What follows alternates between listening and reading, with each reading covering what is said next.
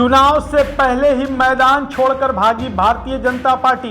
आम आदमी पार्टी ने बताया बीजेपी का सरेंडर पॉलिटिक्स। जी हां, दिल्ली नगर निगम चुनाव में मेयर और डिप्टी मेयर चुनाव के नतीजे आ गए हैं। आमतौर पर ऐसा कम ही देखने को मिलता है कि चुनाव से पहले कोई पार्टी और अपने प्रत्याशियों का नाम वापस ले लेते हैं। दरअसल चुनाव में हार जीत होती रहती है, चुनाव में हार जीत चलती रहती है।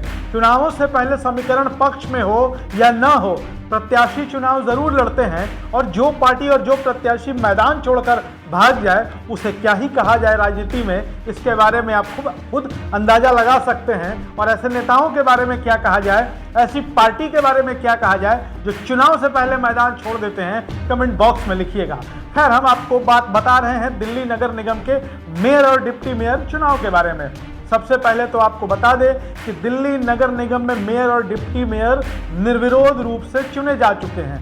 आम आदमी पार्टी की प्रत्याशी शैली ओबरॉय दिल्ली नगर निगम की मेयर चुनी जा चुकी हैं और आले मोहम्मद डिप्टी मेयर आम आदमी पार्टी के ही प्रत्याशी, वो भी दोनों चुने जा चुके हैं। आपको बता दें कि चुनाव से ठीक पहले भारतीय जनता पार्टी ने भी अपने उम्मीदवारों के नामों का ऐलान किया था।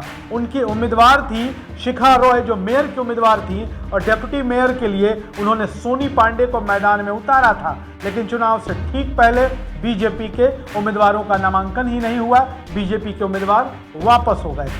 आपको बता दें कि दिल्ली के मुख्यमंत्री अरविंद केजरीवाल, जो आम आदमी पार्टी के संयोजक भी हैं, उन्होंने दिल्ली नगर निगम में मेयर और डिप्टी मेयर की सीटों पर मिली जीत पर हर्ष व्यक्त किया है, खुशी जताई है और उन्होंने कहा है कि जनता ने जिन उम्मीदों के साथ आम आदमी पार्टी के पार्षदों को जिताकर भेजा है, हम उन उम्मीदों को पूरा करेंगे और हम जिन गारंटियों को लेकर जनता के बीच गए थे, हम उसे भी पूरा करेंगे।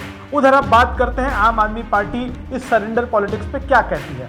दरअसल बीजेपी ने जिस तरीके से मेयर और डिप्टी मेयर चुनाव से ठीक पहले अपने उम्मीदवारों को वापस लिया है, उसको आम आदमी पार्टी ने सरेंडर पॉलिटिक्स कहा है। आम आदमी पार्टी के विधायक हैं दुर्गेश पाठक।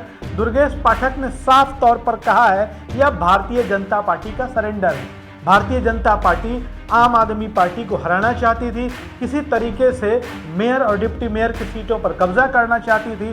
10-10 करोड़ रुपए के ऑफर दिए जा रहे थे दिल्ली में आम आदमी पार्टी के पार्षदों को, लेकिन आम आदमी पार्टी का कोई पार्षद नहीं बिका। उल्टे भारतीय जनता पार्टी के पार्षदों ने क्रॉस वोटिंग कर दी। हम आपको बता दें कि दिसंबर के महीने में ही दिल्ली नगर निगम का चुनाव हुआ था।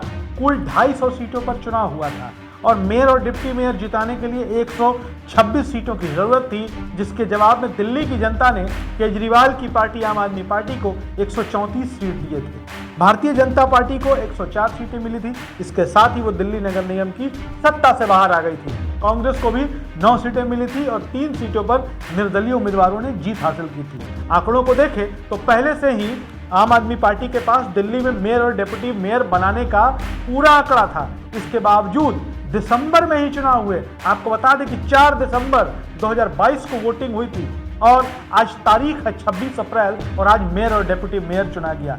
इतने लंबे वक्त में कई बार चुनाव की कोशिशें हुई, लेकिन वो लगातार असफल और विफल करार हुई। इसके पहले भी एक बार वोटिंग हुई थी और कहा जा रहा था कि आम आदमी पार्टी के जो पार्षद हैं वो क्रॉस वोटिंग कर सकते हैं, बीजेपी को वोट कर सकते हैं, लेकिन हुआ उल्टा।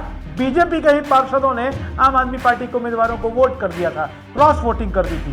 बीजेपी इसको लेकर सशंकित भी थी। हालांकि आम आदमी पार्टी के पार्षदों को तोड़ने का प्रयास भी किया गया, उसमें बीजेपी सफल भी रही, लेकिन इसके बावजूद मेयर और डिप्टी मेयर चुनाव से ठीक पहले भारतीय जनता पार्टी ने जिस तरीके से सरेंडर किया है, जिस तरीके से मैदान छोड़ दिया है चुनाव से ठीक पहले, वो बहुत कुछ कहानी अपने आप में कहती है कि भारतीय जनता पार्टी की रणनीति इन दिनों शायद कई हिस्सों पर, कई मोर्चों पर विफल होती जा रही है। वीडियो कैसा लगा जरूर बताइएगा। धन्यवाद।